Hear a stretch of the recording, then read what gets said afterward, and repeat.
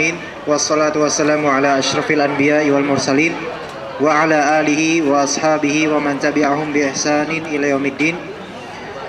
Rabbi shrah li sadri wa yassir li amri wahlul 'uqdatam min lisani yafqahu qawli. Allahumma 'allimna ma yanfa'una wanfa'na bima 'allamtana wa zidna bi karamatika ilma ya rabbal alamin. Allahumma 'allimna ma yanfa'una wanfa'na bima 'allamtana warzuqna al-ilma ya rabbal alamin. Insyaallah ini adalah kajian ke 5 untuk kitab Fathul Mu'in dalam fikih Asy-Syafi'i.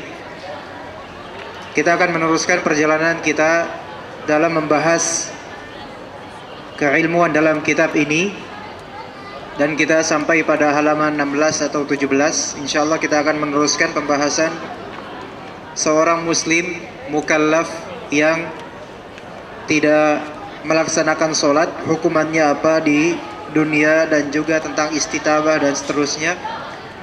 Ya, insyaallah akan antum bacakan sendiri nanti satu orang. Dimulai dari siapa yang membaca? Antum? Ah.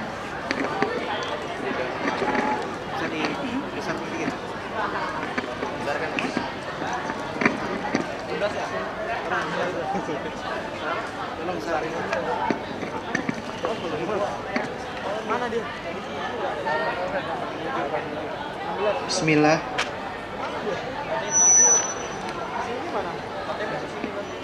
Wa yuqtalu ay al muslimul mukallafut tahiru haddan bidarbi mungkin in ajrajaha ay al maktubata abidan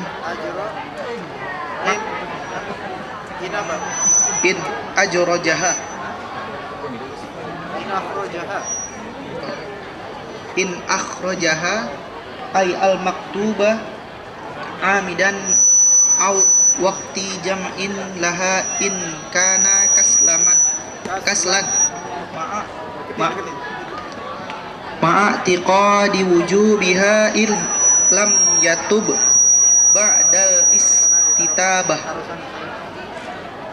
Orang muslim mukallaf yang suci kalau meninggalkan sholat fardu dengan sengaja dari waktu jamaknya, umpamanya meninggalkan sholat lohor dan asar, meninggalkan sholat karena malas dan mengiktikadkan bahwa sholat itu wajib, kemudian ia tidak bertobat sesudah disuruh bertobat oleh hakim atau pemerintah, maka ia harus dihukum mati dengan cara dipancung lehernya. Hukuman dilaksanakan sesudah matahari terbenam kalau ia meninggalkan sholat maghrib dan isya. Hukumannya dijatuhkan sesudah terbit fajar. Tindakan pertama ialah ia harus dipaksa dan diperintahkan kepadanya agar mengerjakan sholat. Ia harus diperiksa dan diperintahkan kepadanya agar mengerjakan sholat. Kalau ia tidak mau mengerjakan sholat sampai lewat waktu jamak, yaitu 2 waktu sholat, baru hukuman tersebut dijatuhkan kepadanya. Jadi tidak langsung dibunuh begitu saja tanpa proses oleh hakim Islam terlebih dahulu. Sebagaimana sabda Nabi Muhammad SAW, umirtu an uqatilan nas hatta yashhadu an la ilaha illallah wa anna muhammadan rasulullah wa yuqimus salata wa yu'tuz zakata fa idza fa'alu dzalika usimu minni dima'uhum wa amwaluhum illa bihaqqil islami wa hisabuhum 'ala Allah. Aku mendapat perintah memerangi manusia sehingga mereka mau membaca 2 kalimat syahadat, mengerjakan salat dan mengeluarkan zakat. Kalau mereka mengerjakan perintah itu, maka darah dan harta mereka berhak dipelihara oleh atau dilindungi dari hukumanku, kecuali karena hak Islam dan hisaban mereka terserah kepada Allah. Riwayat Sahih.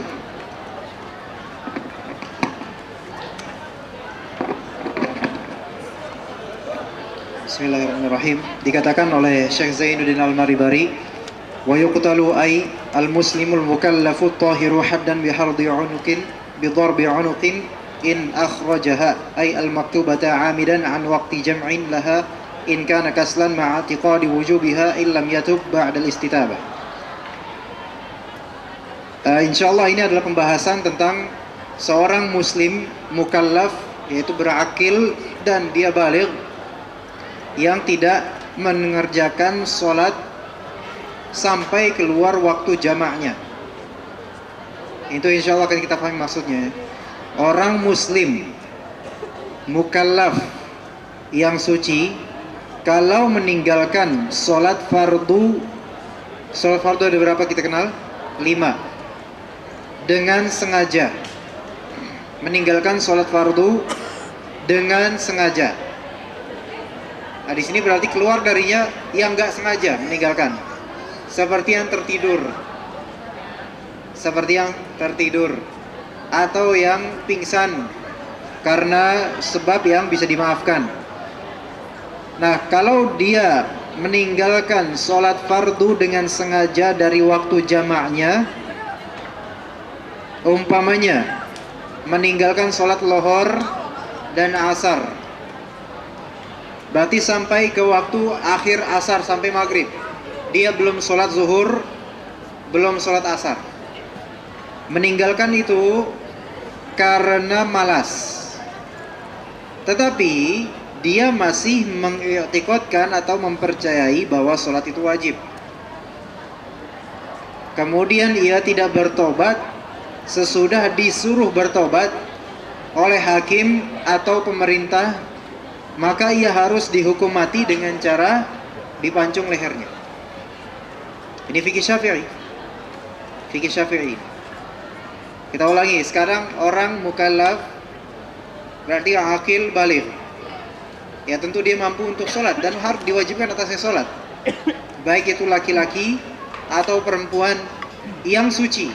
Artinya dia itu tidak dalam keadaan haid, dalam keadaan suci. Berarti wajib atasnya menunaikan sholat pada waktunya. Kalau dia meninggalkan sholat fardu dengan sengaja, berarti bukan dengan tidak sengaja, beda lagi kalau tidak sengaja. Dari waktu jamaknya. Sekarang kita punya waktu jamak ada berapa? Sebenarnya ada 4 bisa, yaitu zuhur dan asar, bisa di waktu zuhur, bisa di waktu asar ya. Atau maghrib dan isya, baik di waktu maghrib atau di waktu isya. Bisa nggak kita menjamak sholat isya dengan subuh? Nggak bisa. Bisa nggak kita menjamak sholat subuh dengan zuhur? Nggak bisa. Bagaimana kalau kita menjamak sholat asar dengan subuh? Bisa nggak? Tambah nggak bisa. Nah berarti zuhur dan asar. Kalau contoh misal pertama, dia belum sholat zuhur dengan sengaja karena malas, tetapi masih ada keyakinan bahwasanya sholat zuhur itu wajib hukumnya bagi dia. Paham gambarannya di sini? Dia tahu sholat ini wajib, tapi dia meninggalkannya, menunggaknya sampai asar. Dan ketika waktu asar pun dia tidak berniat untuk sholat lagi. Terus sampai maghrib, azan maghrib, berarti waktu asar lewat. Berarti waktu jamak lewat. Waktu zuhur lebih-lebih lewat. Dia mau mengqadha sholat zuhur, dia nggak bisa. Maksudnya di sini sudah lewat maghrib, ya kan? Sudah lewat maghrib, asalnya begitu. Berarti waktu jamak di sini sudah lewat. Nah, bagaimana kita menghukumi orang seperti ini? Dalam fikih Syafi'i, kalau dia menyatakan sholat itu tetap wajib baginya, meyakini kewajiban sholat itu, tapi karena dia memang malas, bukan karena uzur, nah maka diwajibkan atasnya bertobat. Tapi sebelum wajib atas bertobat, dia harus diistitabah, yaitu diminta pertobatan darinya. Oleh siapa? Oleh hakim atau pemerintah setempat yang menguasai daerahnya. Jadi misalnya ada seorang namanya, misalnya yang nggak ada di sini, yang nggak ada di kampus ini, siapa namanya? Nama yang nggak ada di kampus ini. Radit, jangan. Radit mungkin ada namanya. Misalnya Mr. X, misalnya ini Mr. X Muslim. Mr. X di sini dia Muslim, dia berkeyakinan sholat fardu itu wajib baginya. Lohor, sholat Islam, isya, subuh, lohor, asar, maghrib, wajib atasnya. Masuk waktu zuhur, di kampusnya masuk waktu zuhur, azan zuhur, cuek aja. Terus jam 2 masuk kelas, ada dosen jam 2 masuk kelas. Sampai waktu asar, dosen masih di dalam, dia masih di kelas. nggak izin, nggak bilang sama dosen, Pak saya belum sholat zuhur, nggak. Tapi nggak usah lah, gampang lah. Nah habis itu asar, diberi waktu istirahat jam 4. Jam 4 keluar. Dan ternyata nggak ada dosen, jam 4:30 nggak ada dosen. Udah dia bebas mau ngapain aja. Dia belum sholat zuhur, belum sholat asar. Ngobrol habis itu, misalnya ngobrol di sini, paling depannya masjid, ngobrol di sini sama teman-temannya sampai azan maghrib. Nah, ketika azan maghrib ditanya sama ulama Syafi'i misalnya, yang ada di kampus ini misalnya, tentu bukan yang antum sebutkan ya. Nah, ditanya, antum udah sholat zuhur belum? Dijawab Mr. X, aneh belum sholat zuhur. Terus udah sholat asar belum? Aneh belum sholat asar nanti. Nah, di sini diharuskan baginya untuk bertaubat. Diminta pertaubatannya, ente harus bertaubat sekarang. Surat pernyataan anda bertaubat bahwasanya anda tidak akan meninggalkan sholat lagi. Berarti dia harus mengqadha sholatnya. Tetapi kalau misalnya dia tetap nggak mau, atau sebelumnya ditanyain, ente berkeyakinan nggak sholat zuhur dan asar ini wajib atas ente? Dia bilang iya, anda berkeyakinan. Kita kafirkan nggak? Nggak dikafirkan. Nggak dikafirkan karena dia berkeyakinan sholat itu wajib. Walaupun ada mazhab lain yang mengatakan yang kasus seperti ini tetap dikafirkan, ada yang mengatakan seperti itu. Tapi kalau dalam mazhab Syafi'i tidak dikafirkan begitu saja, tetapi diminta bertaubat itu. Dia tetap bertaubat dalam artian dia menyesal kemudian melakukan sholat dan berjanji tidak akan meninggalkan sholat lagi, itu maksudnya. Tetapi ketika diminta bertaubat, dia tetap bersikukuh dengan ketidaksolatannya. Apa ente siapa nyuruh aneh taubat gitu? Aneh gak bakal taubat. Terserah aneh dong, sholat hak aneh. Kalaupun neraka ya hak aneh, surga. Emang itu Tuhan gitu kan? Nah di sini dalam fikih Syafi'i illam yatub, atau di sini dalam fikih Syafi'i dikatakan yuqtal illam yatub ba'dal istitabah. Dia berhak untuk dibunuh jika dia tidak bertaubat setelah diminta pertaubatan. Nah, itu yang nggak diketahui oleh banyak dari kita. Kita bilang madhab kita madhab Syafi'i. Namun ternyata dalam hal yang vital seperti ini kita tidak tahu, atau kalaupun tahu tetap aja kita tidak menegur orang yang tidak sholat. Yang meninggalkan sholat zuhur sengaja main-main sampai asar, dan asar ditinggalkan sampai maghrib, itu dalam fikih Syafi'i harus bertaubat, kalau tidak dibunuh langsung dalam fikih Syafi'i. Dan ini bukan perkataan orang zaman sekarang saja, melainkan inilah yang dikenal dalam madhab Syafi'i.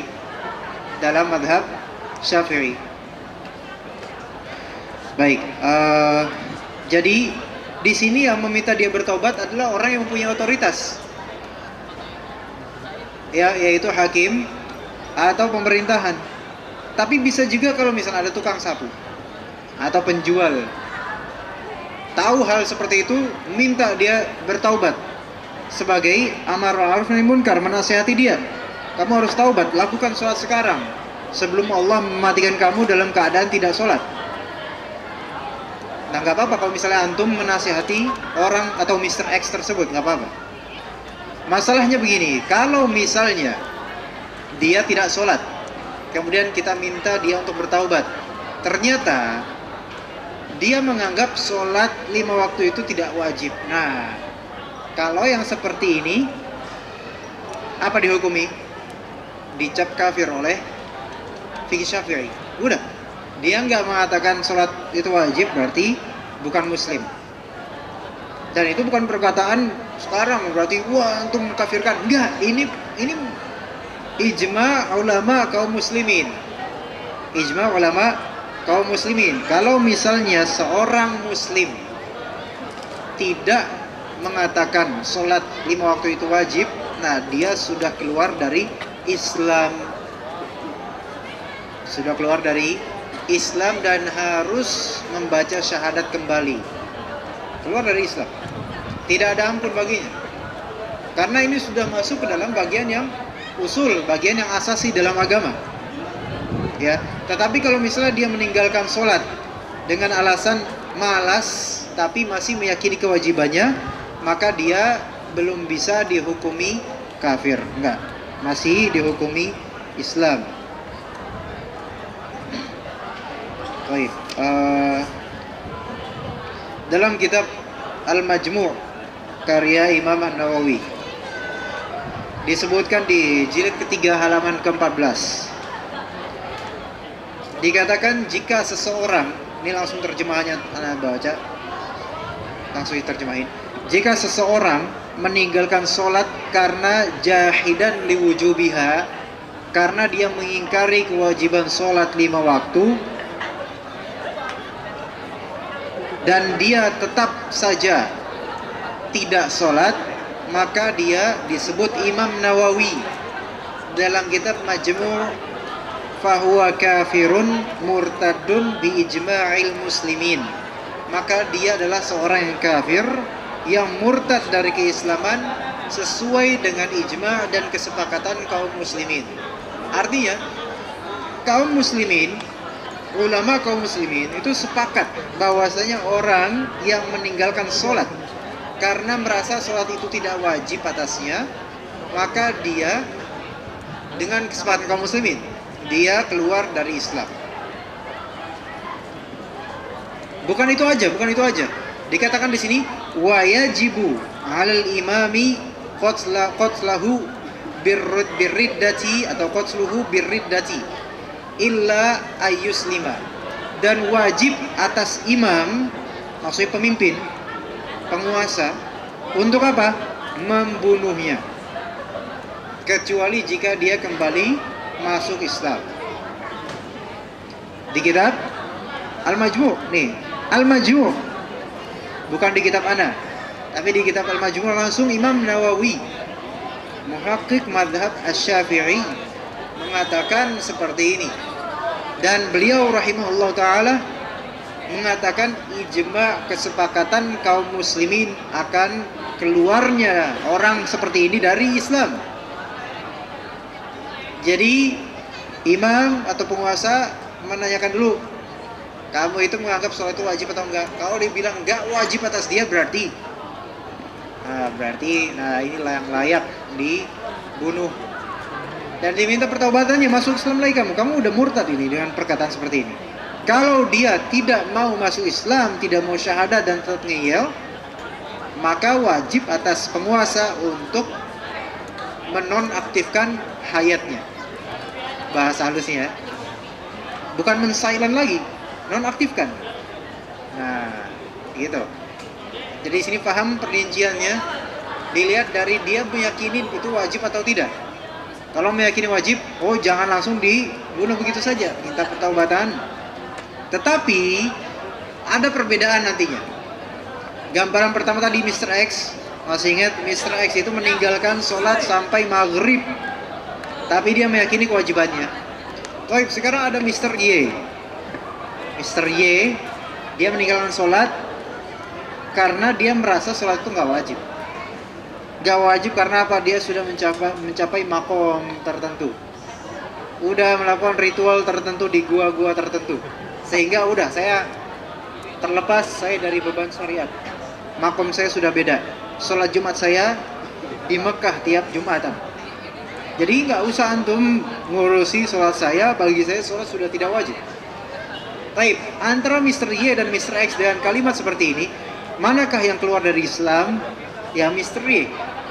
Karena kalimat ini udah kalimat kufur ini, menafikan kewajiban yang sudah Allah wajibkan pada Rasul, Nabi, Siddiqin, Syuhada, Sholihin semua.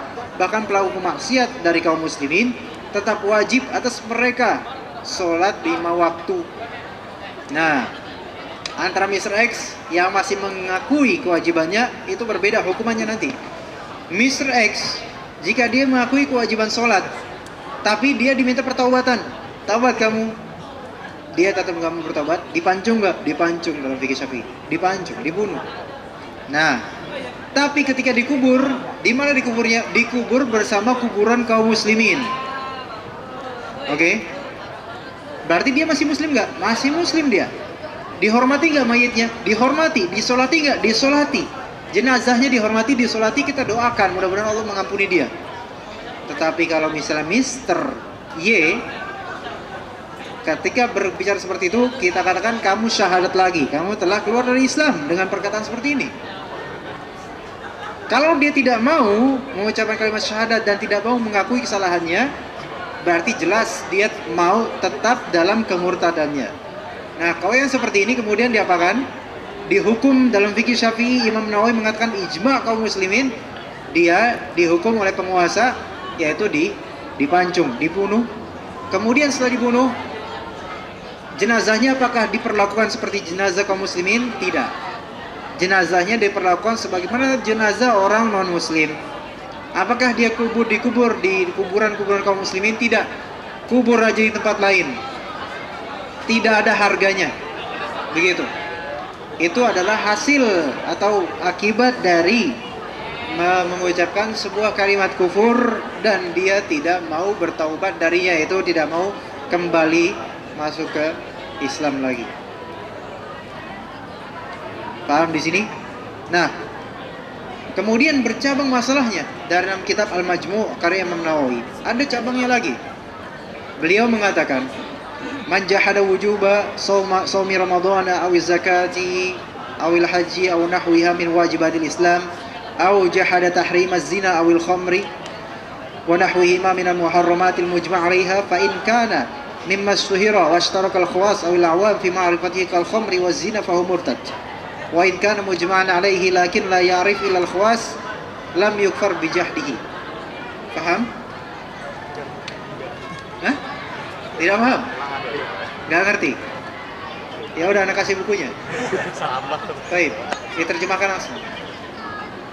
Barang siapa yang mengingkari kewajiban puasa, kewajiban zakat, kewajiban puasa Ramadan maksud saya, kewajiban zakat di sini zakat fitri dan zakat lainnya, kemudian mengingkari kewajiban haji atau semacamnya yang lain dari kewajiban-kewajiban dalam Islam, ya, atau mengingkari keharaman zina misalnya dan keharaman lain, kewajiban dalam Islam atau keharaman dalam Islam yang sudah disepakati oleh kaum muslimin dan juga seluruh kaum muslimin dalam daerahnya itu sudah mengetahui hal seperti ini, maka dia dihukumi, di sini katakan dihukumi fahuwa murtad, maka dihukumi keluar dari Islam. Misalnya di Jakarta nih ya, Jakarta kita semua tahu bahwa zina itu haram, paham? Zina haram, jelas semua orang tahu, bahkan orang yang non muslim pun tahu zina itu haram dalam Islam, bahkan dalam agama mereka juga haram sebenarnya. Baik, khamr itu dalam Islam itu diminum haram. Baik, nah khamr yang memabukkan diminum haram, itu sepakat ulama. Baik, ini bukan khamr dalam artian alkohol yang masuk ke obat dan sebagainya, itu masih ikhtilaf, nanti itu masalah lain lagi ya. Sekarang masalah khamr yang dijadikan sebagai sarana untuk mabuk, jelas. Itu jelas sepakat kaum muslimin, antum, orang awam, ustadz, ulama, kiai, habib, semuanya tahu dan meyakini khamr itu haram untuk dikonsumsi. Baik. Begitu juga dengan daging babi misalnya, atau daging anjing, atau daging serigala. Itu jelas kita sepakat, semuanya tahu, atas bawah kanan kiri dari semua orang tahu itu semuanya haram. Tapi sekarang ada seorang muslim yang kemudian mengingkari hal-hal seperti ini. Kata dia, ngapain sih haram-haramin, dikit-dikit haram, dikit-dikit haram. Babi makan aja, anjing makan aja. Sholat buat apa sih antum sholat? Yang penting sholatnya di hati. Hah? Ya enggak? Sebagaimana misalnya jilbab itu wajib, sebab yang penting jilbab itu di hati. Jilbab di hati dulu, ya enggak? Cadar ya boleh kalau masalah cadar nggak apa-apa, tapi yang penting cadar di hati dulu. Rasulullah SAW menyuruh kita berjenggot. Gak usah berjenggot, yang penting jenggot di hati dulu. Nah, di sini zina haram. Kemudian dikatakan nggak apa-apa lah, dikit-dikit haram. Kita akan hidup di dunia bebas. Antum mau jalan sendiri terserah lah. Zina itu nggak haram katanya. Nah, di sini walaupun dia main-main misalnya Tapi orang dia main-main biasanya nggak meyakini keharuman zina. Nah, ini zina sudah sepakat, kita semua sepakat zina itu haram.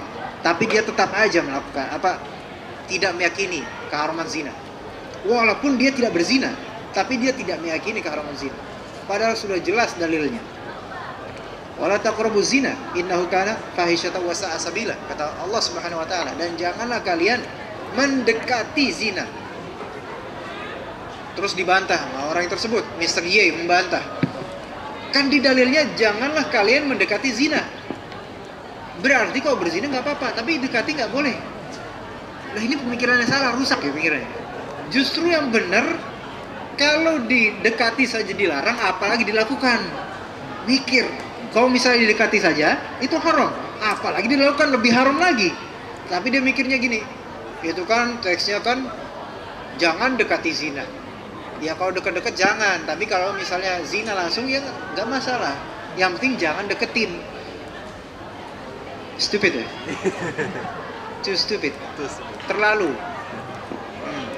Nah, yang seperti ini berarti kita harus, yaitu pemerintah setempat atau penguasa, mengistitabah dia, yaitu meminta dia bertaubat. Kamu masuk Islam lagi, kamu udah menyelisihi apa yang sudah jelas disepakati oleh kaum muslimin dari keharaman zina. Tetapi ketika dia tidak mau bertaubat, maka penguasa, wajib atas penguasa untuk apa? Menghukumnya murtad, untuk kemudian diapain? Dipancung. Parahan mana sih? Parahan mana nih? Orang yang berzina tapi menganggap zina itu haram, dengan orang yang tidak berzina tapi menganggap zina itu halal. Mana yang lebih parah? Orang ini ada pezina, tapi dia tahu zina itu haram dan meyakini zina itu haram atasnya. Ada orang yang nggak berzina, tapi dia mengatakan zina nggak haram. Mana yang lebih parah? Yang kedua. Yang kedua ini bisa masuk ke dalam hukum kafir, murtad. Kalau yang pertama masuk ke dalam maksiat. Dan apakah mungkin diampuni Allah Subhanahu wa taala ketika wafat? Masih ada kemungkinan. Sebagaimana hadis yang menyatakan seorang pezina di kalangan Bani Israel, ya, kemudian menolong seekor anjing, padahal dia pezina. Tetapi kemudian Allah Subhanahu wa taala ampuni dia. Nah, kalau misal seorang yang kafir murtad, itu tidak akan Allah ampuni kemurtadannya sampai dia masuk Islam lagi. Itu bedanya.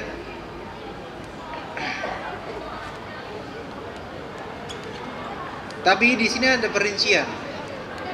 Tadi kan kita gambarannya di Jakarta yang sudah jelas-jelas internet ada, dakwah itu menyebar, orang-orang itu banyak, orang Islam semuanya banyak.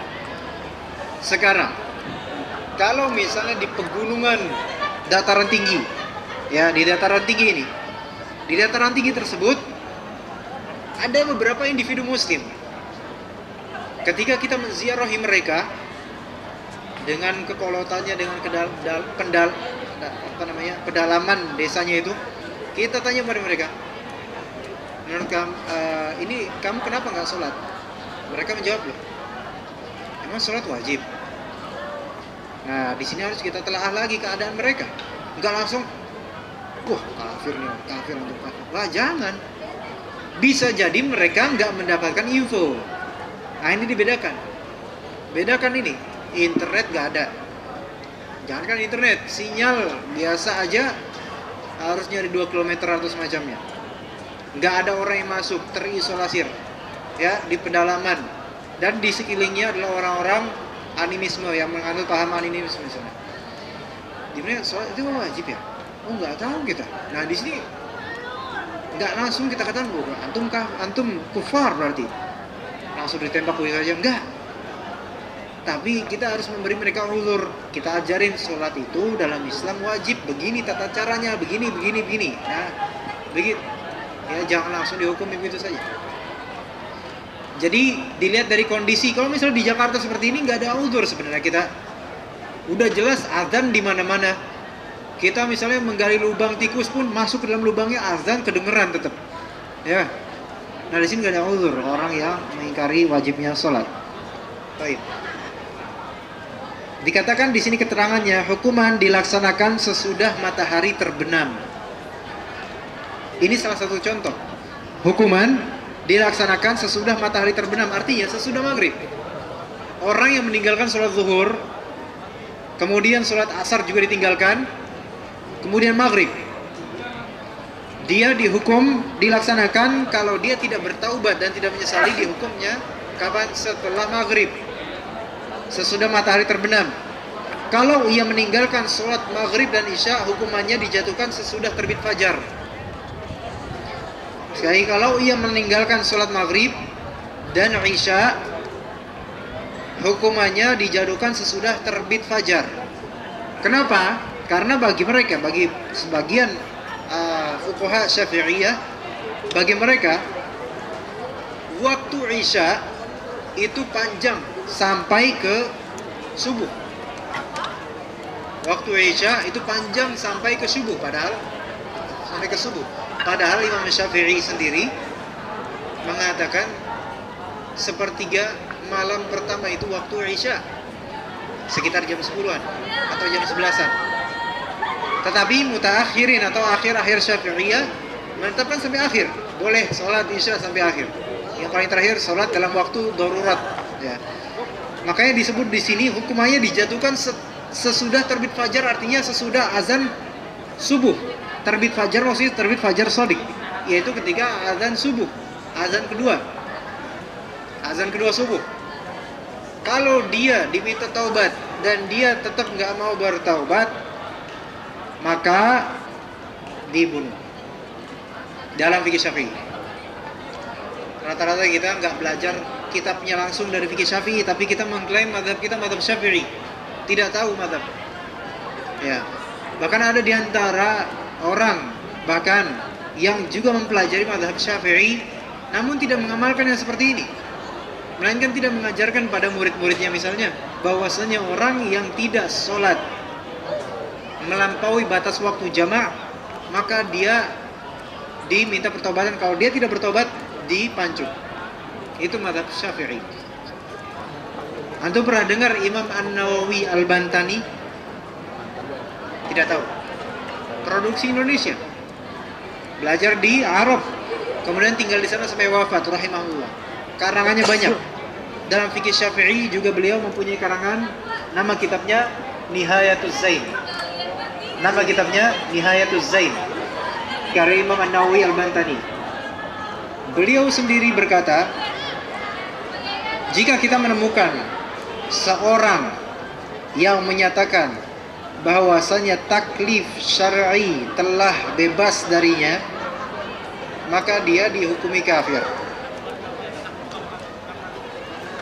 Nih, beliau sendiri bilang dalam kitab Nihayatuz Zain, Syarah Qurratul Ain, Syarah Qurratul Ain, barang siapa yang mengklaim dirinya itu sudah mencapai makom atau derajat yang tertinggi sehingga tidak diwajibkan atasnya sholat 5 waktu, maka dia dihukumi murtad. Dan membunuhnya itu jauh lebih baik daripada membunuh orang-orang Yahudi. Itu kata Imam An-Nawawi Al-Bantani. Ya. Imam An-Nawawi Al-Bantani yaitu ulama yang dipuja-puja oleh sebagian dari kalangan kita. Masyhur. Siapa yang tidak kenal Imam An-Nawawi Al-Bantani dari para ulama dan kiai Indonesia? Semuanya kenal, semuanya tahu. Itu imam dari Indonesia. Karangan-karangannya semua dalam bahasa Arab. Imam Al-Bantani Al-Jawi. Kenapa dihukumi seperti itu? Karena otomatis itu mengklaim bahwasanya dia tidak wajib sholat 5 waktu, dan itu klaim yang kufur, ya. Klaim yang kufur. Baik, kita teruskan di sini. Tindakan pertama ialah ia harus diperiksa. Ia harus diperiksa dalam artian dicari tahu keadaannya, apakah dia beruzur atau tidak meninggalkan sholat itu. Kemudian dicari tahu keadaannya, apakah dia memang tidak tahu atau gimana. Siapa tahu dia datang dari desa jauh pedalaman, datang ke Jakarta, kemudian tidak sholat, zuhur tidak sholat, maghrib tidak sholat sampai waktu maghrib. Nah, di sini dia harus diperiksa. Oh, ternyata dia sebenarnya tahu bahwa saya sholat itu wajib atasnya. Nah, begitu juga dengan perjalanan-perjalanan. Misalnya traveling, atau safar, atau mudik pulang kampung. Mudik, naik bis. Naik bis misalnya ke Surabaya misal. Kemudian berangkat dari terminal Lebak Bulus misalnya jam 4 sore. Baik. Udah sholat asar belum? Udah sholat asar lah, anggap. Bukan itu kasusnya. Sekarang kasusnya nanti maghrib sama isya. Jam 4 naik bis berangkat ke Surabaya. Maghrib, maghrib bisa dijama nggak kalau safar ke Surabaya? Ya bisa. Bisa dikosor? Bisa. Maghrib, oke, nggak sholat. Menunggu isya. Terus isya, kalau ke Surabaya kan biasanya sampai jam 9 sudah cepat banget itu. Sangat cepat ya. 9 pagi maksudnya. Sampai terus. Nah, ternyata dia sengaja tidak menunaikan sholat. Ketika ngasok bisnya di rumah makan, misalnya di Indramayu, itu jam misalnya 10. Kelihatannya saya tahu banget ya kelihatannya. Ya emang dulu saya kan sekolahnya di Semarang ya, jadi tahu kayak gini. Jam 10 malam atau jam 9 malam lah, atau jam 8 lah, sekitar itu. Di Indramayu ngasok di rumah makan, tidak sholat dia, makan. Terus setelah makan, iya ngapain kayak ngopi ngerokok dulu kan. Nah, misalnya penumpang seperti ini misalnya. Kan bisnya AC, nggak bisa di dalam, nggak ada smoking room. Bis kemudian mau jalan, dia jalan lagi. Wah, buru-buru takut ketinggalan, tapi nggak mikirin sholat, jalan.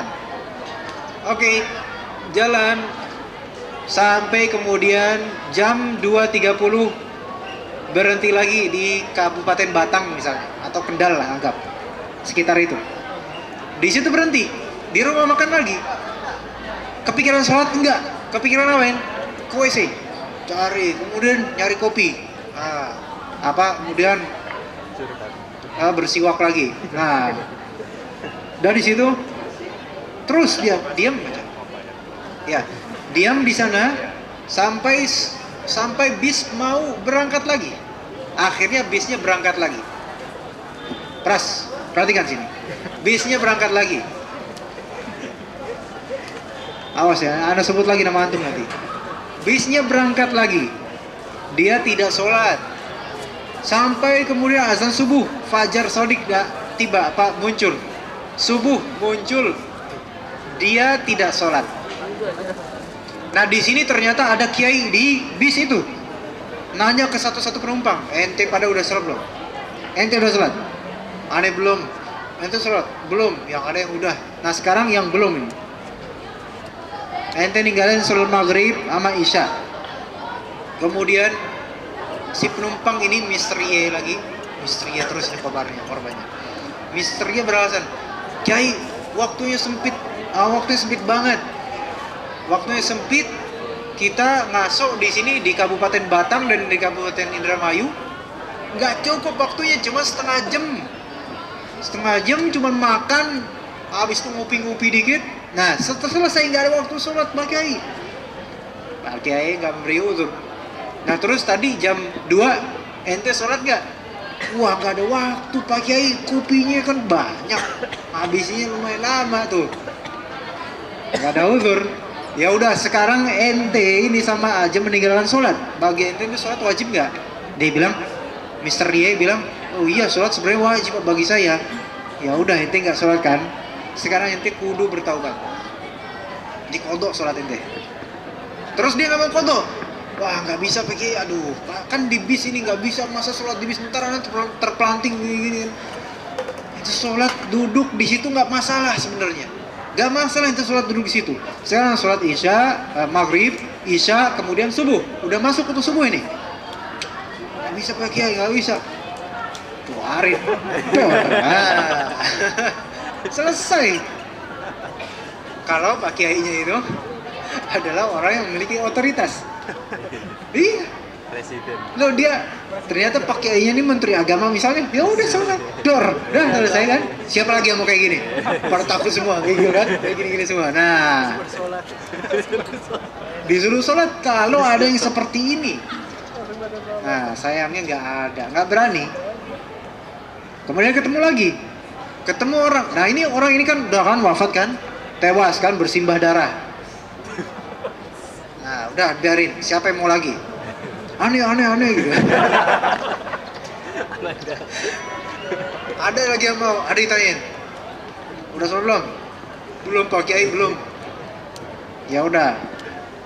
Terus sekarang mau sholat gak? Kan sholat nggak wajib Pak Kiai. Kata siapa yang nggak wajib? Udah pernah belajar belum? Pernah. Sholat itu nggak wajib Pak Kiai. Sholat itu wajib, nggak wajib. Wah berantem kan? Berarti dia sudah murtad. Karena mengatakan sholat itu tidak wajib atasnya. Kenapa kamu bilang nggak wajib? Saya udah melakukan ritual Pak Kiai, jadi udah makomnya udah beda sama Pak Kiai. Nah ini berarti dia 1, 2, 3, 2 selesai. Siapa lagi mau? Rebutan. Siapa lagi yang mau? Kamu udah sholat belum? Ini sekarang misteri yang lain lagi. Belum. Ya udah. Bagi kamu sholat itu wajib nggak?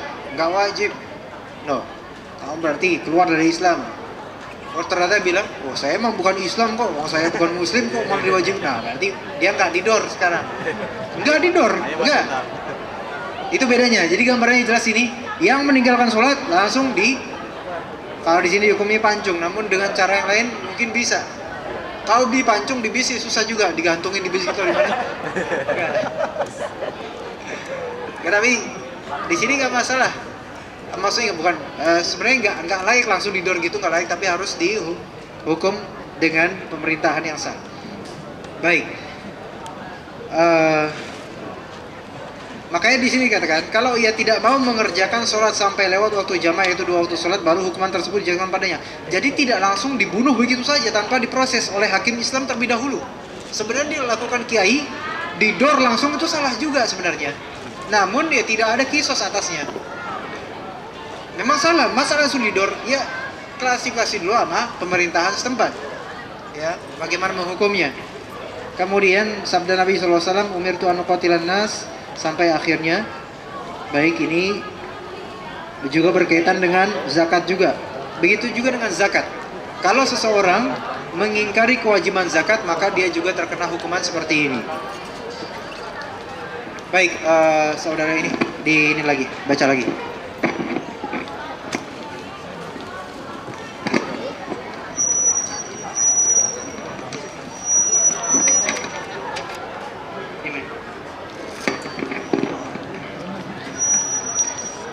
Wa ala nadabil istitabati la yadmanu man qatalahu qablat taubati lakinnahu ya'tamu wa yuqtalu kufran in tarakaha jahidan wujubaha fala yusalu wa la yusalla alaihi. Hukum memerintah seorang bertobat itu sunnah. Namun menurut pendapat lain hal itu wajib bagi hakim. Menurut kaul yang menyunatkan perintah tobat, orang yang memancungnya sebelum tobat tidak dimintai pertanggungjawaban, melainkan pemancung itu berdosa karena main hakim sendiri. Sedangkan yang berwenang menetapkan hukum dan menindaknya adalah pemerintah. Orang yang meninggalkan sholat karena ingkar terhadap kewajiban tersebut harus dibunuh sebab hukumnya kafir. Karena itu jenazahnya tidak perlu dimandikan dan disolatkan. Terus. Pindah ke sini bisa nggak?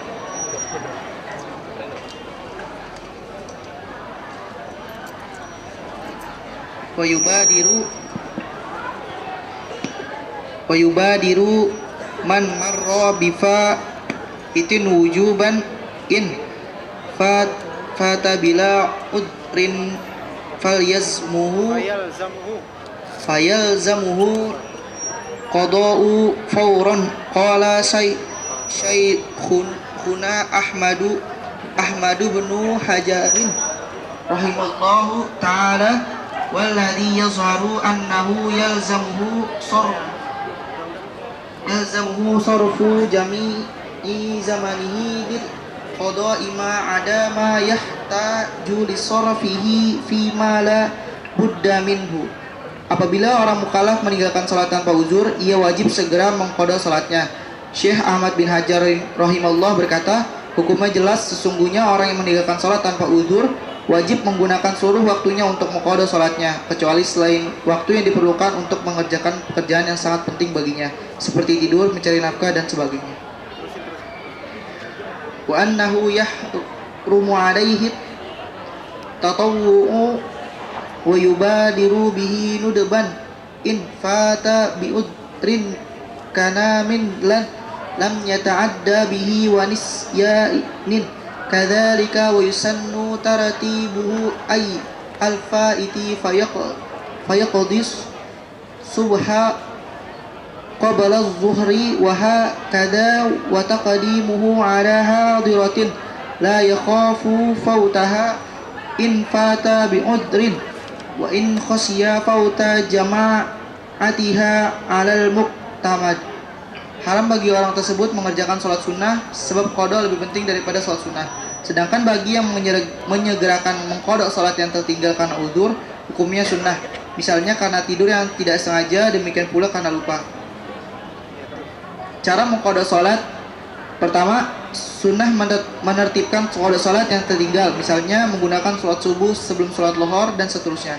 Sunnah pula mendahulukan sholat qada yang tertinggal karena uzur sebelum sholat ada tepat waktunya, yang tidak dikhawatirkan kehabisan waktu. Menurut kaul mu'tamad, walaupun dikhawatirkan tertinggal sholat berjamaah, qada tetap harus didahulukan, sebagaimana sunnah Rasulullah SAW pada waktu perang Khandaq. Beliau mendahulukan qada salat asar sebelum salat maghrib, padahal waktu itu matahari sudah terbenam.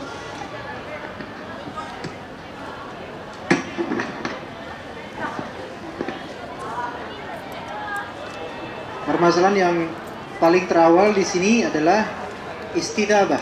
Istitabah berarti memerintahkan seseorang bertaubat atau meminta orang tersebut bertaubat. Itu ada hukum-hukumnya. Kalau dalam fikih Syafi'i, istitabah itu hukumnya di sini dikatakan hukum memerintah seseorang bertaubat itu sunnah. Namun menurut pendapat lain itu wajib bagi hakim. Jadi orang yang meninggalkan sholat meminta pertaubatannya itu sunnah hukumnya. Menurut perkataan atau kaul di sini ada perkataan atau pendapat. Menurut pendapat yang menyunahkan perintah taubat bagi orang meninggalkan sholat itu, orang yang memancungnya sebelum taubat tidak dimintai pertanggungjawabannya, melainkan pemancung itu berdosa karena main hakim sendiri. Sedangkan yang berwenang menetapkan hukum dan menindaknya adalah pemerintah. Paham di sini? Seseorang misalnya yang tadi kiai tadi di bis tadi langsung didor semuanya itu, nah itu sebenarnya main hakim sendiri. Sebenarnya nggak boleh, dia berdosa melakukan itu. Tapi apakah dia nanti dikisos? Tidak dikisos. Tapi dia berdosa dan kiai itu wajib bertaubat dari perbuatan ini. Itu maksudnya. Kalau misalnya ada hal seperti ini, maka seharusnya Pak Kiai itu dia melaporkan kepada pihak terkait.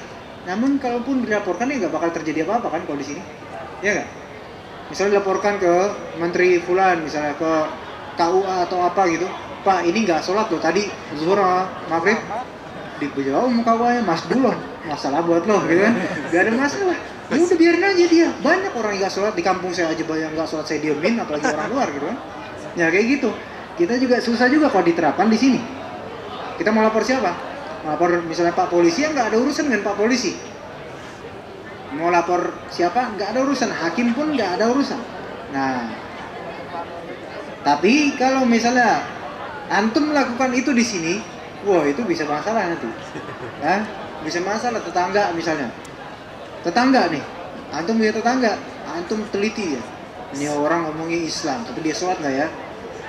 Terus habis itu ditaruh CCTV diam-diam. Bahaya. Kayak kepo banget kan? Kita taruh CCTV. Nah, kita terus nyaksiin dari lohor sampai maghrib, lihatnya awas kalau bisa dia nggak sholat. Dia sendiri nggak sholat. Nah, diperhatiin deh. Di depan layar diperhatiin orang kerjaan ngapain di rumah ini. Lama gitu kan. azan. Azan, zuhur, belum lama dia nggak sholat, masih di komputer ini. Terus diperhatiin, dia lama banget main game di komputer ini.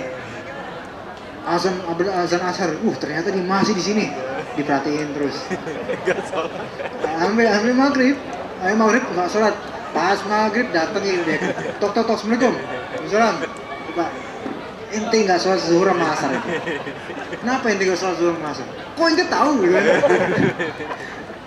Ente nggak usah cari tahu, nggak usah kepo sama aneh tahu dari mana, terserah. Ente nggak tahu, ente nggak sholat zuhur sama asar.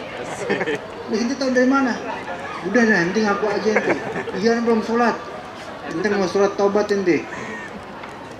Ente bagi ente sholat tuh wajib apa kagak? Wajib sih, wajib. Ya udah, kenapa ente nggak sholat gitu kan? Sholat ente sekarang, taubat itu. Nah, bisa dibalikin. Nah, ente kok tahu dari mana? Ente sendiri sholat nggak? Ente juga belum sholat ya. Ya, anggap aja lah dia sholat. Dia sholat. Dia sholat sambil ini komputer, layarnya CCTV-nya sampingnya belum sholat. Nah, tapi yang penting dia sholat. Ane udah sholat katanya. Ane sholat zuhur sama asar, tapi ente nggak sholat ente. Taubat ente. Ya udah dah, Ane taubat, insyaallah Ane kodo udah sholat sekarang. Nah, makanya abis itu didemin. Nah, tapi kalau misalnya dia tetap ingkar, Ane nggak mau sholat, apa urusannya ente? Yang nggak sholat aneh. Nah, di sini kemudian dia mainin hakim sendiri. Samurai main.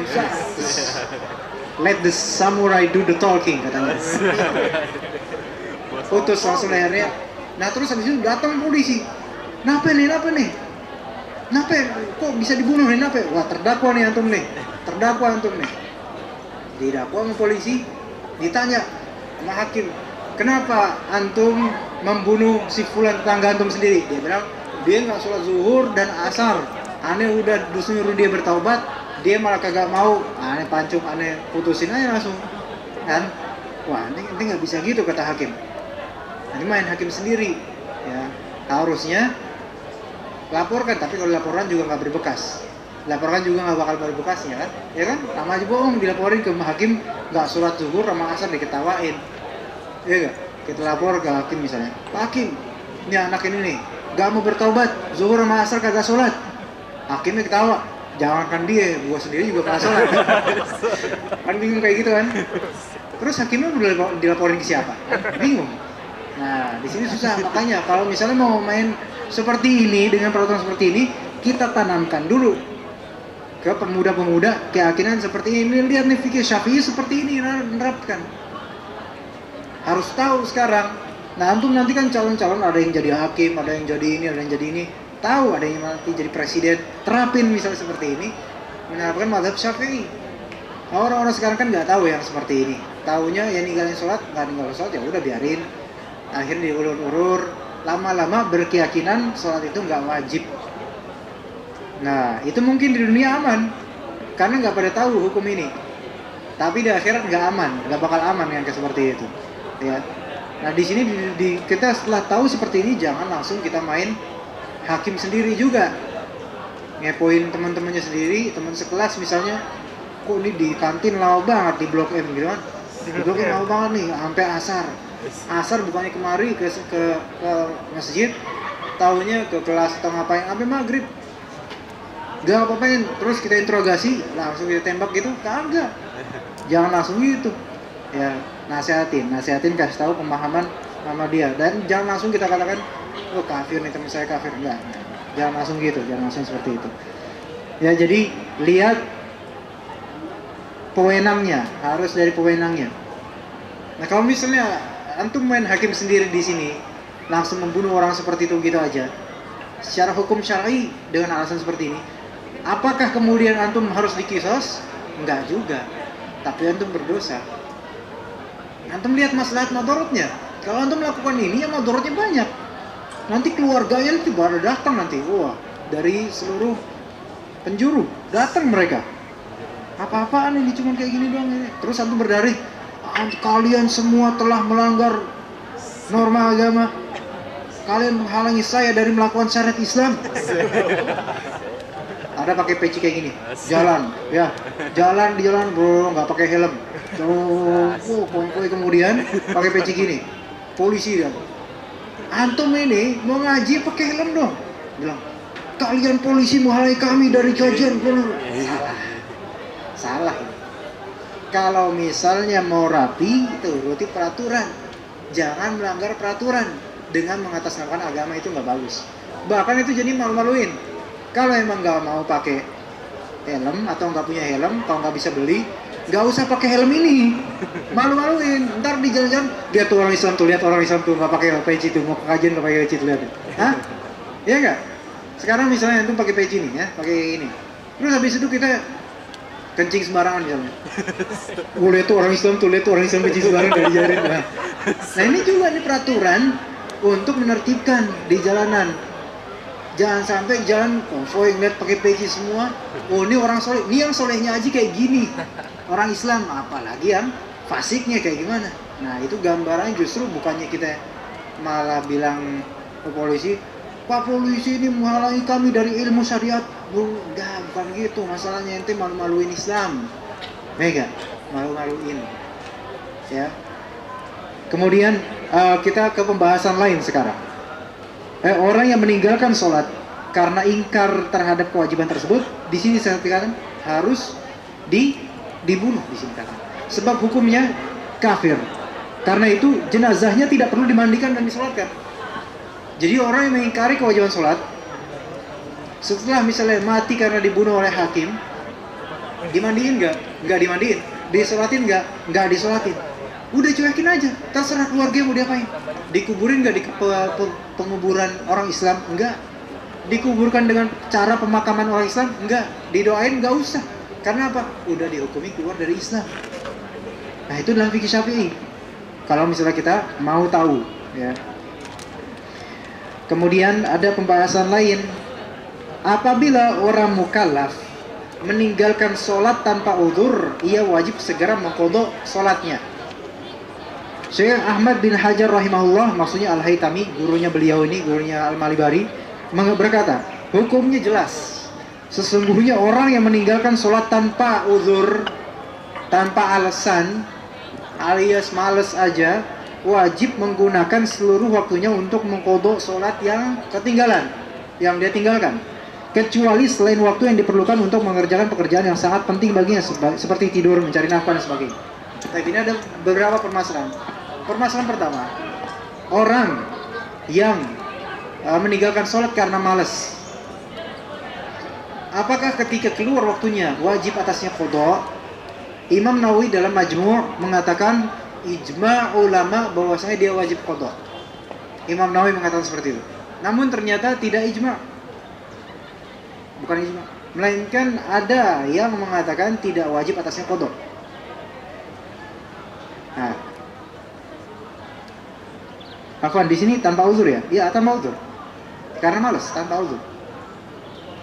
Bedakan di sini sholat, orang meninggalkan sholat dengan uzur, dengan orang meninggalkan sholat tanpa uzur. Gambarannya, orang meninggalkan sholat dengan uzur, ketiduran.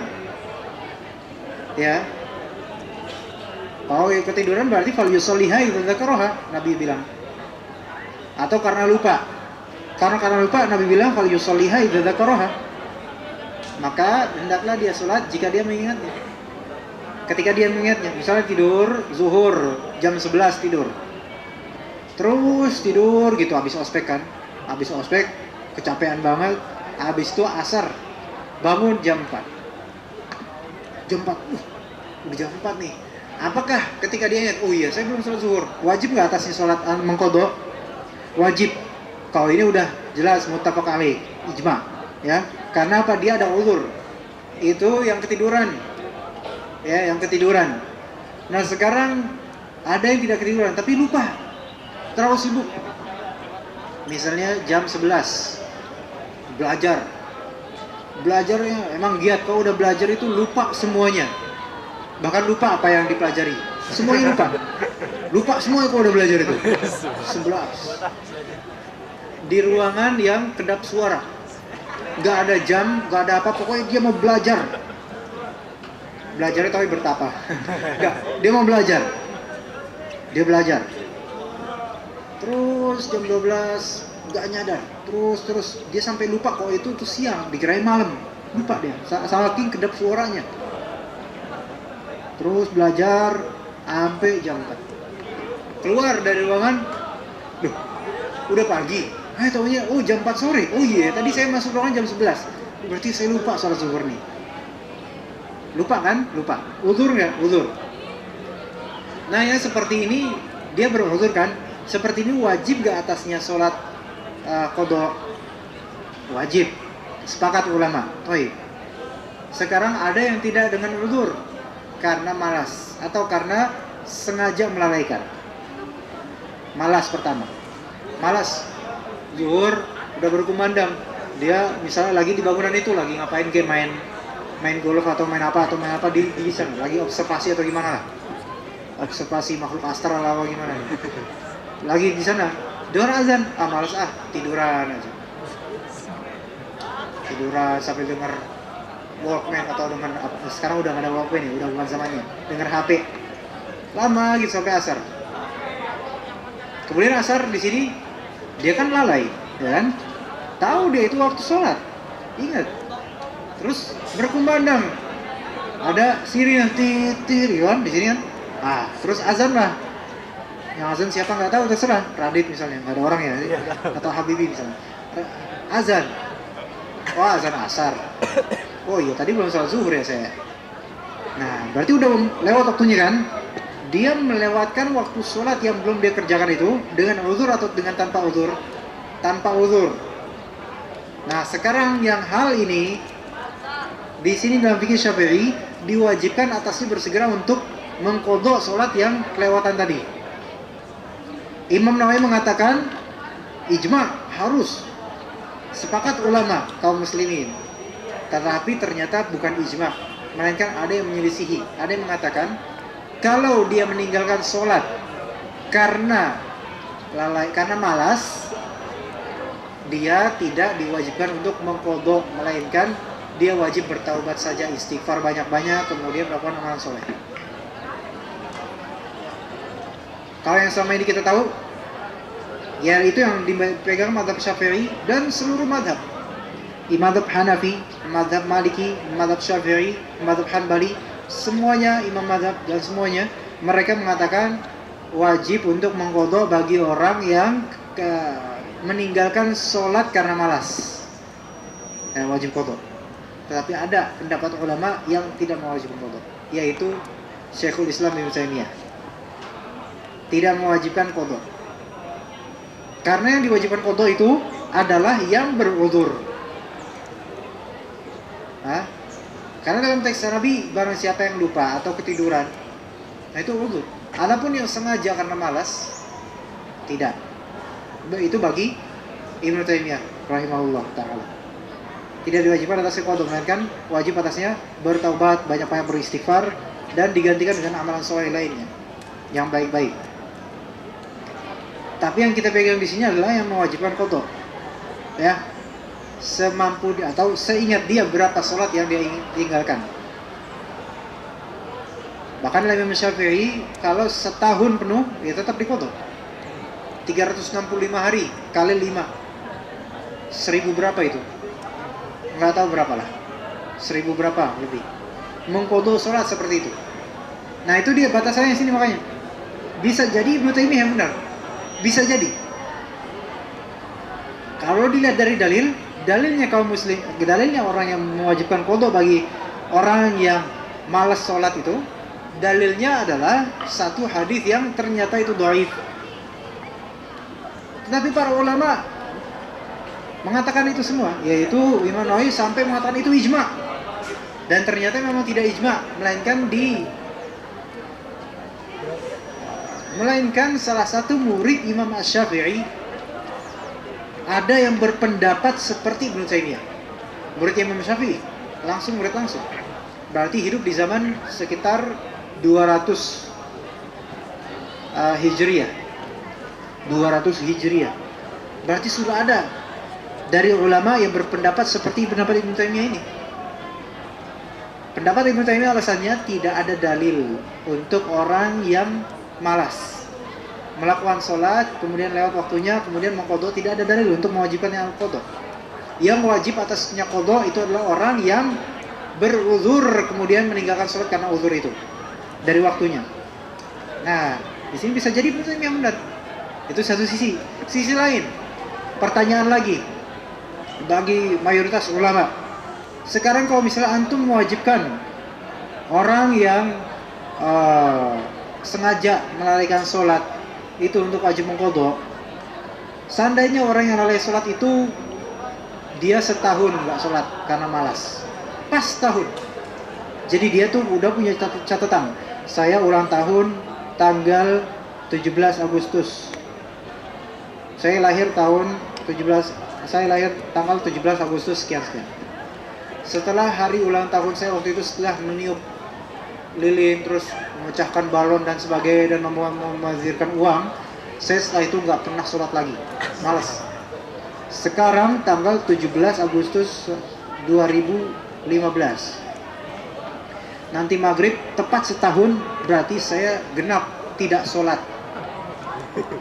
Berarti 365 hari dikali 5 atau dikali 17, berarti berapa itu, Masya Allah? Berarti berapa rakaat? Nah, pertanyaannya bagi yang mewajibkan qadha, antum yang mewajibkan qadha, bagi orang yang malas sholat itu 365 kali 17 rakaat. Sekarang apakah ada manusia yang bisa mencicil 1000 atau berapa, lebih dari 1000 kali ya, atau 1000 sholat itu manusia mencicil, mampu atau enggak? Atau cukup bertaubat? Nah, kan jadi pendapat Ibnu Taimiyah ini secara normal justru ada benernya, Bang. Ya. Kalau orang yang sholat yang uzur itu biasanya karena meninggal sholat karena uzur, itu biasanya karena uzur dan dia sadar kemudian melakukan sholat. Itulah ya. Tapi yang malas itu kan kadang dikatrol, bolong-bolong. Tiap subuh nggak pernah sholat. Yang sholat apa? Maghrib doang. Karena apa? Karena rame. Ada Banyak kayak gitu. Bahkan ada tokoh dan semi kiai bahkan, atau terlihat look alike atau kiai alike seperti kiai lah. Bahkan sholat itu ke masjid cuma isya dan subuh. Selainnya di mana nggak ketahuan. Kemana rimbanya? Ada seperti itu, ada. Wallahu alam apakah dia sholat, kemudian dia sholat di rumahnya. Tapi wallahu alam. Ada yang sholat cuma sholat id saja. Bilangnya mumpunglah anniversary setahun sekali kok. Ada yang sholat Jumat doang, itu pun di luar, itu pun sambil ngerokok di luar sambil dengerin ceramah. Banyak gak sekarang? Banyak. Jadi sholat di luar masjid itu seperti penampungan orang-orang yang smoking room. Ya, kalau antum lihat bukan di sini, kalau di sini insya Allah nggak ada kan. Di luar-luar masjid, masjid jami, kemudian di area luarnya dekat parkiran misalnya, itu ada di situ berjamaah ngumpul bawa sejadah, pakai peci, pakai sarung, pada ngumpul di situ. Itu seolah-olah smoking roomnya itu, pada ngobrol di situ, diam di situ, nunggu apa? Bukan nunggu khotib, bukan, nunggu qomat. Pas khutbah imam, mereka ya duduk situ ngobrol-ngobrol. Dan itu bagi mereka adalah sholat Jumat. Ya, kita aja yang di dalam, kita aja misalnya konsentrasi terpecah dikit ke debu atau butir-butir aja itu sudah kurang pahalanya, apalagi yang ini nggak dapet. Ya yang ini seperti ini menunjukkan dia tuh nggak sholat jemaah biasanya, bahkan nggak sholat, cuman sholat seminggu sekali. Alhamdulillah. Nah kalau yang seperti ini dihitung coba, antum udah berapa kali ninggalin sholat? Dihitung, nggak bisa ngitung. Kalau dikira-kira misalnya susah juga saking banyaknya.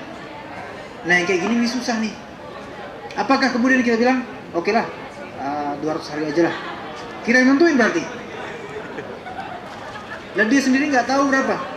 Udahlah kira-kira berapa yang paling banyak harinya. Udah 200 hari dah, 200 hari kali 17 rakaat. Loh kok aneh, ya kan? Nah di sini ada berarti pendapat Ibnu Taimiyah ada kekuatan tersendiri. Namun kalau misalnya sholatnya cuma satu sengaja, yaitu wallahu alam kita berpegang pada jumhur. Tetapi kalau sholat itu terlalu banyak dan bahkan tidak terhitung berapa yang ditinggalkan dengan sengaja, maka sudah bertaubatlah pada Allah, istighfar banyak-banyak dan mudah-mudahan Allah ampuni, udah gitu. Karena nggak mungkin kita hitung satu persatu, nggak mungkin kan? Nggak mungkin. Baik.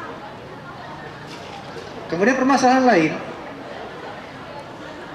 Syekh Ahmad bin Hajar Al-Haytami berkata, hukumnya jelas.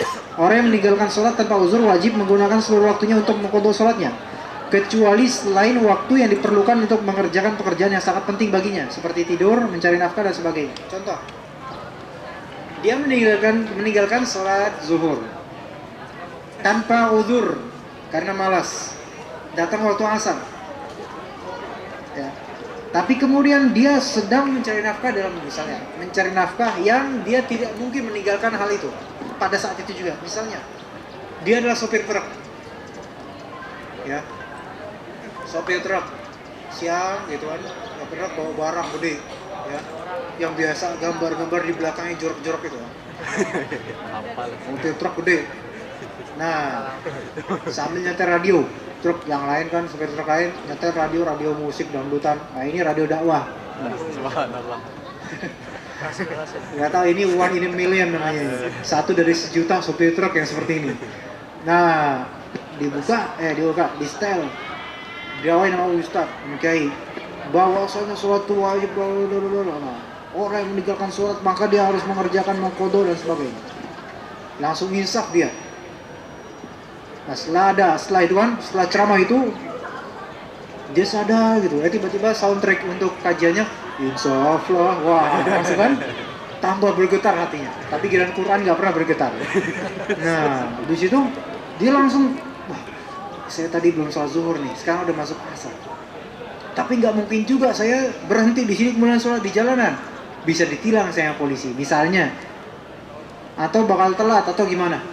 Nah, maka di sini dia diperbolehkan untuk menundanya sedikit sampai dia menemukan celah waktu untuk bisa menunaikan qadha sholat yang telah berlalu dia tinggalkan dengan sengaja. Paham di sini bedanya? Di sini dikatakan seperti itu. Atau seperti tidur. Orang yang misalnya sudah tidur apa? Tidak mungkin lagi dia tahan harus tidur sekarang juga. Maka dia boleh tidur dan sebagainya. Diteruskan, haram bagi orang tersebut mengerjakan sholat sunat, yaitu dia harus qadha segera. Apa itu? Jam berapa sekarang? Setengah 6 kurang 5. Kita percepat. Haram bagi orang tersebut mengerjakan sholat sunat sebab qadha lebih penting daripada sholat sunat.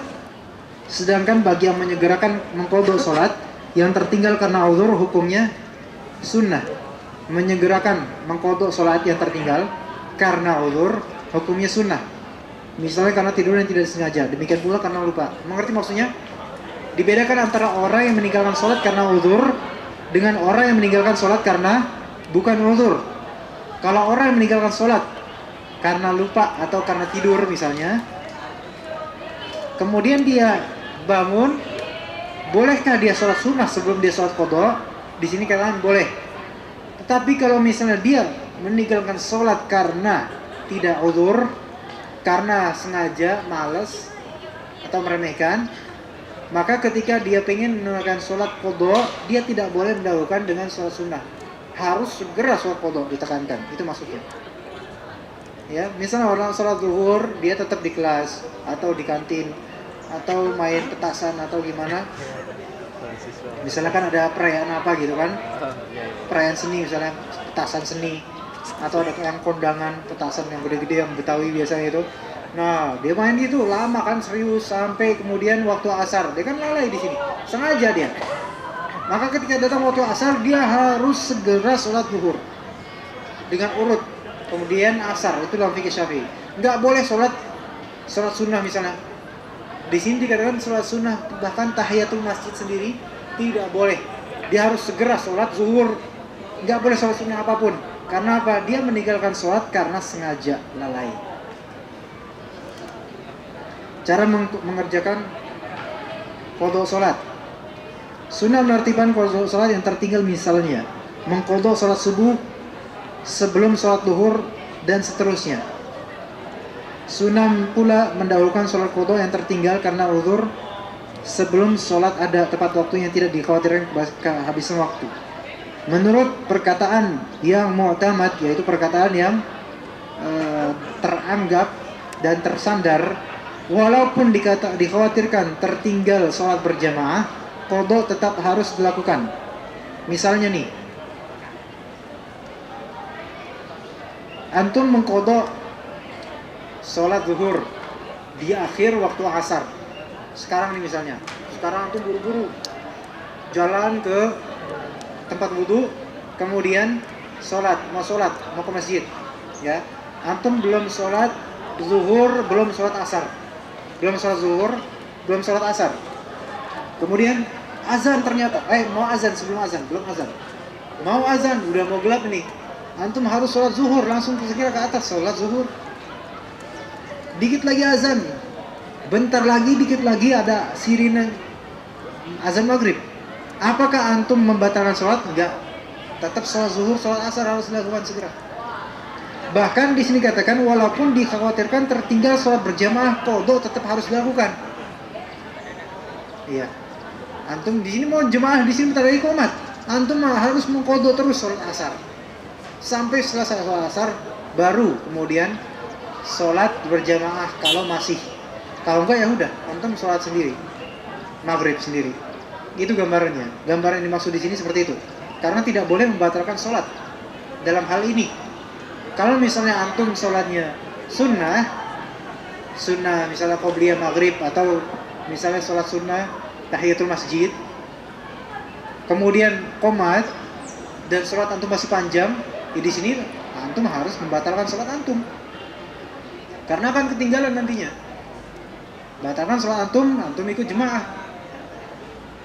Tapi kalau misalnya di sini dalam makom antum dalam keadaan antum wajib melakukan qada sholat zuhur dan sholat asar, maka ketika ada sholat maghrib berjamaah, antum tetap harus dalam keadaan sholat zuhur dan sholat asar atau sholat asar. Begitu maksudnya. Bagaimana dengan seorang laki-laki mukallaf yang meninggalkan sholat Jumat dengan sengaja? Apakah perlu diqadha?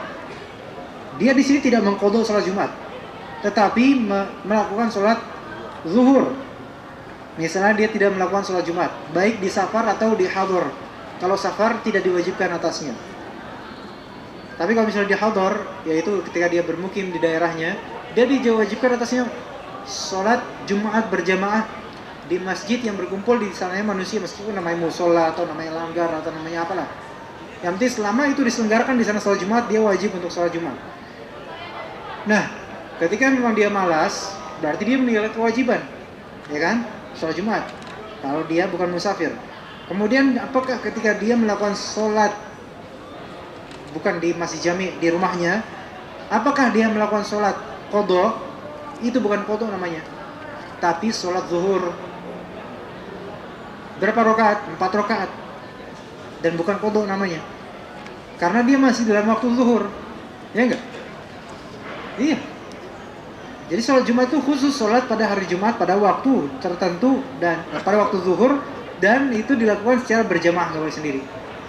Nah sekarang masalahnya kalau dia sholat Jumat tidak hadir, kemudian sibuk main komputer, main Zuma. Gak enak banget main Zuma 3 jam ya, sampai asar. Jam 4 baru selesai finish final game level terakhir jam 4. Alhamdulillah kata dia. Jam 4 selesai, dia wajib qadha. Di sini kita katakan wajib. Tidak ada uzur baginya. Wajib qadha. Kalau bagi Ibnu Taimiyah tidak wajib qadha. Tapi kita pegang perkataan jumhur ulama. Hampir semua ulama mengatakan wajib qadha. Baik, dia wajib qadha di sini. Di sini dia mengqadha salat Jumat. Bukan. Mengqadha salat zuhur. Bukan salat Jumat. Ya. Ya salat Jumat itu tertentu di masjid dengan orang-orang dan sebagainya.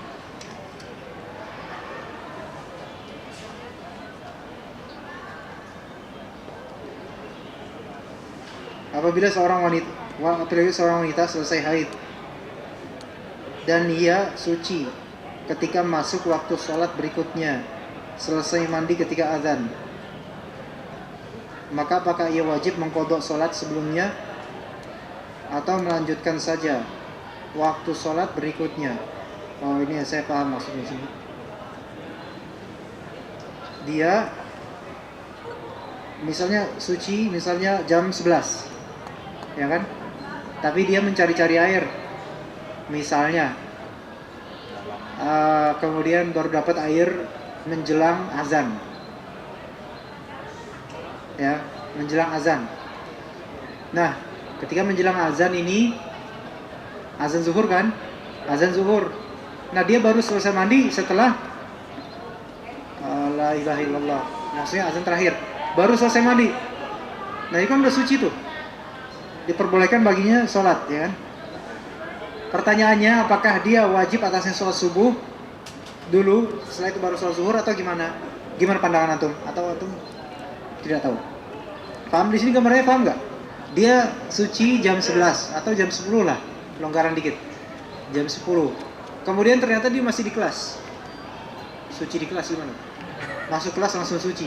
Di kelas masih di kelas, masih nanti nantilah cari kamar mandi lain. Oh, nggak ada, penuh semua kamar mandi. Nah, kemudian baru kosong jam 11 lewat 55. Nah, jam 12 tepat 00 azan, berarti masuk waktu zuhur. Nah, dia mandinya 25 menit misalnya, berarti baru jam 12 lewat, sekitar jam 12 lewat 20-an. Jam 12 lewat 20 dia keluar dari kamar mandi dalam keadaan suci dan siap sholat. Tapi nggak di situ sholatnya, tentu saja. Nah, dalam kondisi ini, apakah dia diwajibkan atasnya sholat subuh? Gambarnya jelas nggak? Kalau nggak jelas, just go to the sea. Ini sudah terlalu jelas ini. Masih nggak jelas aja. Jelas. Sholatnya apa? Sholat subuh nggak dia? Hah? Yang bilang iya siapa? Yang bilang tidak siapa? Antum apa? Bilangnya? La adri. Berarti golput antum. Yang mana yang lain? Dia tidak diwajibkan sholat subuh. Kenapa? Ya bukan waktunya, gimana? Waktu sholat subuh kan sampai terbitnya matahari. Ya kan? Kecuali kalau dia sucinya ketika sebelum terbit matahari. Hah? Nah, baru dia di situ kena. Walaupun dia belum mandi, tapi dia sudah terhenti kan? Kalau zuhur asar. Hah? Kalau zuhur asar. Kalau zuhur asar misalnya, dia suci, maksudnya suci di sini terhenti darahnya sebelum asar. Dia mandi lama, kemudian asar, azan masuk waktu asar. Dia berarti punya zimmah, punya tanggungan sholat zuhur. Walaupun ketika keadaan sholat zuhur itu belum suci secara kesahan sholat, tapi dia sebenarnya sudah suci dari darah. Beda antara suci dari darah dengan suci dari segi kesahan sholat.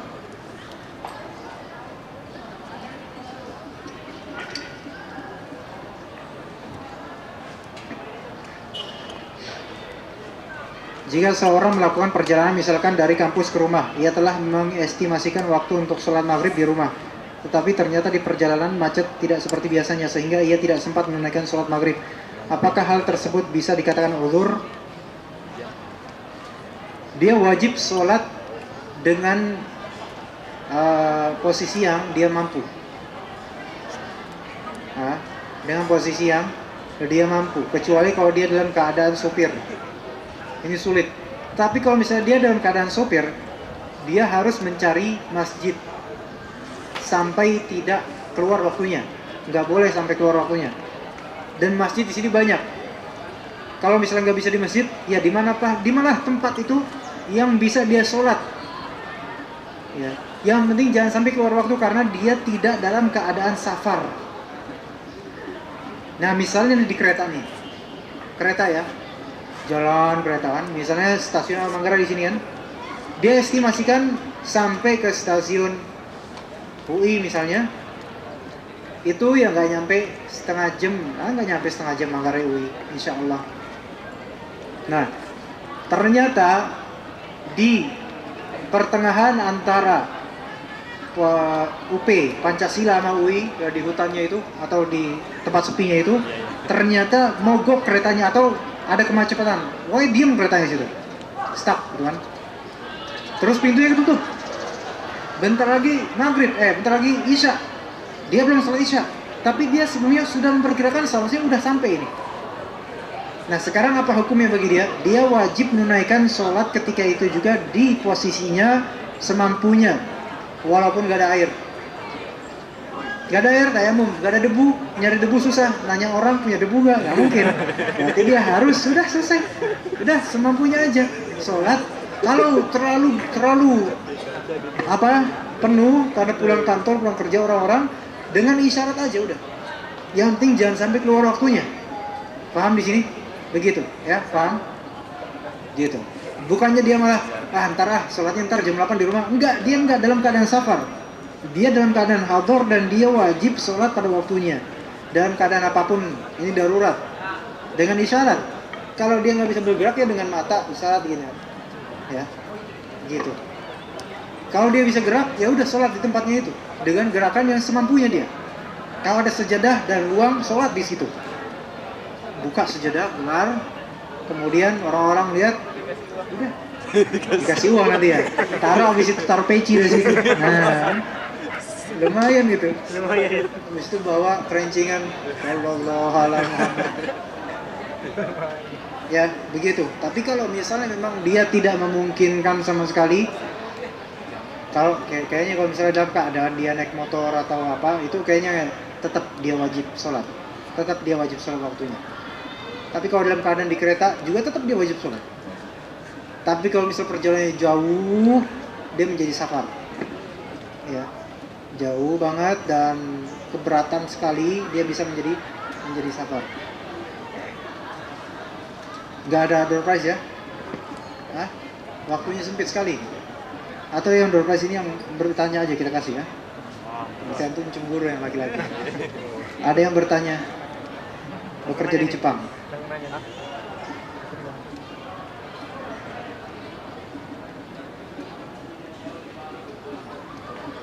Bekerja di Jepang di sebuah perusahaan dan kontrol di perusahaan tersebut tidak diberi waktu untuk menunaikan sholat zuhur dan asar.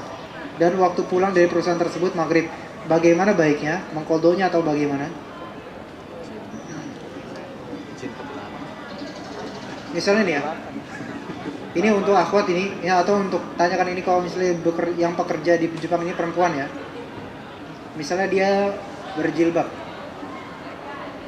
kemudian bekerja di sebuah perusahaan di Menteng misalnya. Perusahaan itu mewajibkan untuk tidak berjilbab bagi perempuan. Apa pendapat dia? Apakah melepas jilbabnya demi karir? Apakah dia menunaikan keharaman demi sesuatu yang tidak wajib? Kan karir nggak wajib bagi perempuan kan? Atau dia menunaikan kewajiban agar terhindar dari yang haram? Tanyakan dia. Itu baru jilbab. Sekarang pertanyaan untuk rukun Islam. Dah itu jawabannya. Cari pekerjaan yang lebih tepat, halal. Insya Allah kasih yang lebih baik jauh. Gak usah pikirkan nanti jadi apa akhwat ya. Kalau ikhwan, antum ikhwan. Bisa di mana kerja banyak, antum jadi kuli lebih mulia daripada di pekerja di perusahaan gaji 2 juta per hari kemudian meninggalkan sholat dan sebagainya. Ya, ahsan jadi kuli. Tapi ahsan tidak jadi kuli. Jadi yang lebih baik dari itu. Ya. Apalagi antum di sini capek-capek lulus S1, jadi kuli kan kurang tepat.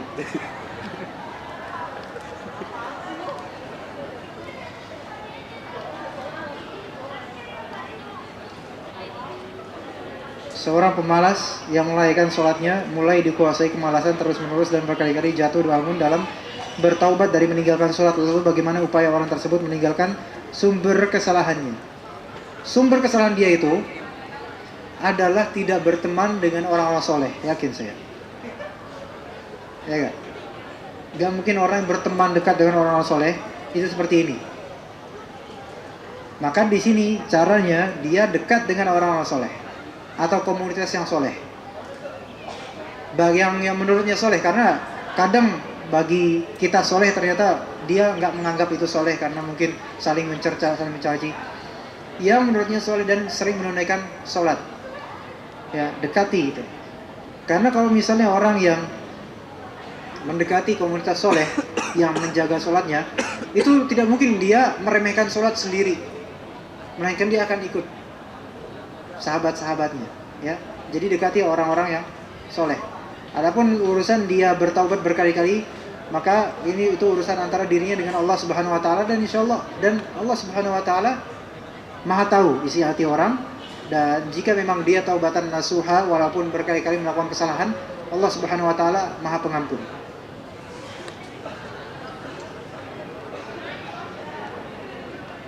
Adakah situs untuk kitab-kitab ilmiah Islami atau jurnal atau lainnya yang bisa diakses oleh mahasiswa namun terjemahan Indonesia? Banyak, namun tidak semuanya selamat. Dalam bidang apa dulu? Antum buka Islam Question and Answer, Islam atau Islamic atau Islam Question and Answer, Islam KA, Islam QA.com. Itu yang versi Indonesia ada. Itu terjemahan dari Islam As-Su'al wal Jawab, versi Arabik, bentukan Syekh Muhammad Shalih Al-Munajjid. Itu lengkap, itu isinya fatwa semua. Jawaban dari fatwa dengan lebih lengkap, bagus. Terjemahannya Indonesia ada, tapi mungkin ya tentu saja tidak selengkap versi Arabik. Kemudian juga kitab-kitab, ini untuk kitab-kitab ilmiah ya, tapi bahasa Indonesia. Anda nggak tahu. Oh, bahasa Indonesia nggak tahu. Kalau kitab-kitab ilmiah Islami atau jurnal, kalau jurnal banyak, tapi kalau kitab-kitab Islamiah yang Indonesia, Anda nggak tahu. Kalau jurnal banyak dan banyak yang nggak selamat. Selain banyaknya situs itu, antum buka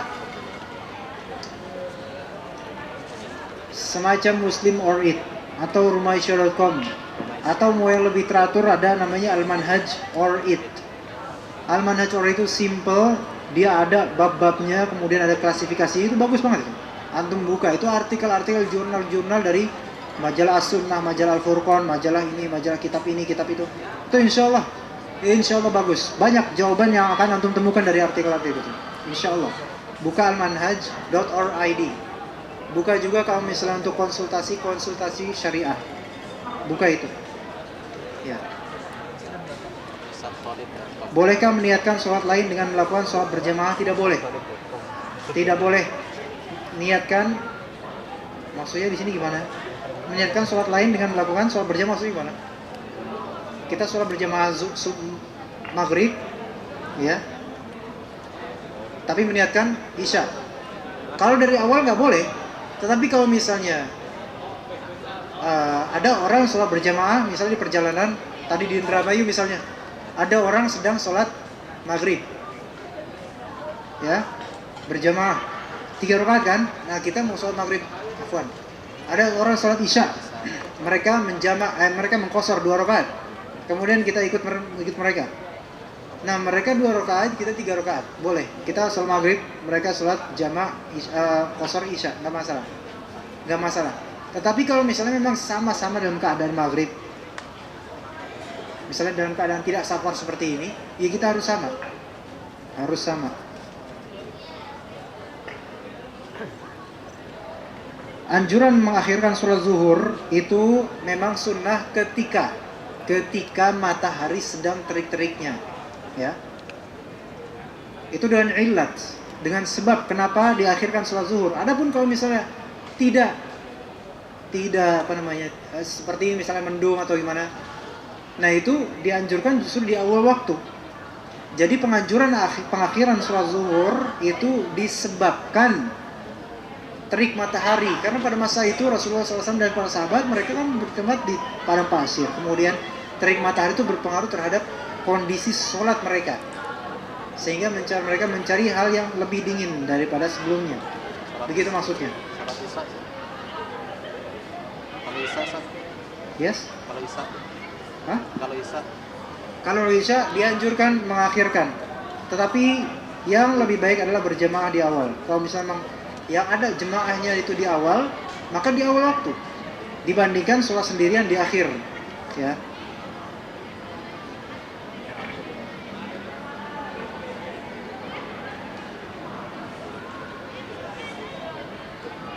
Akhwat sedang dalam perjalanan, misalnya menunggu kereta di stasiun ingin menunaikan sholat, namun musola yang tersedia tidak memungkinkan untuk sholat karena tidak ada hijab antara ikhwan dan akhwat di tempat wudhu dan musola tersebut. Apakah boleh menunda sholat dalam keadaan seperti itu? Kalau misalnya memang ada kesempatan untuk sampai di tempat dan bisa melakukan di tempat tujuan, maka tidak masalah. Namun kalau diperkirakan tidak memungkinkan, maka carilah tempat lain, berusaha cari tempat lain yang sepi. Meskipun gak pakai sejadah, meskipun di atas muka bumi begini, ya gak masalah. Karena Nabi SAW bersabda, wa ju'ilat diyal ardu masjidan wa tuhura, dan dijadikan untukku dan untuk umatku, yaitu umat kita Muhammad SAW, bumi seluruhnya itu masjid dan suci, kecuali ya tempat-tempat yang kotor seperti WC atau tempat yang isi sampah doang atau kuburan karena takut syirik. Nah, tapi kalau misalnya di tempat umum atau di tempat biasa, misalnya di sini nggak ada tempat lagi sholat, tapi di gedung itu ada, nanti ke gedung itu, di kebun misalnya ada pohon-pohon, di bawah pohon, nanti orang kira, sholat di situ syirik nanti. Nah, yang penting antum menunaikan sholat di sana. Taib, jam berapa sekarang? Udah mau maghrib kan? Ini kita ini aja. Door prize-nya insyaallah hari Kamis, insyaallah. Antum semua insyaallah datang hari Kamis, ya. Kita lanjutkan nanti kajiannya. Kalau ada kebenaran maka itu dari Allah Subhanahu wa taala. Kalau misalnya ada kesalahan dari kata-kata saya, maka itu adalah milik saya. Subhanakallahumma wa bihamdika asyhadu an la ilaha illa anta astaghfiruka wa atubu ilaik. Wassalamualaikum warahmatullahi wabarakatuh.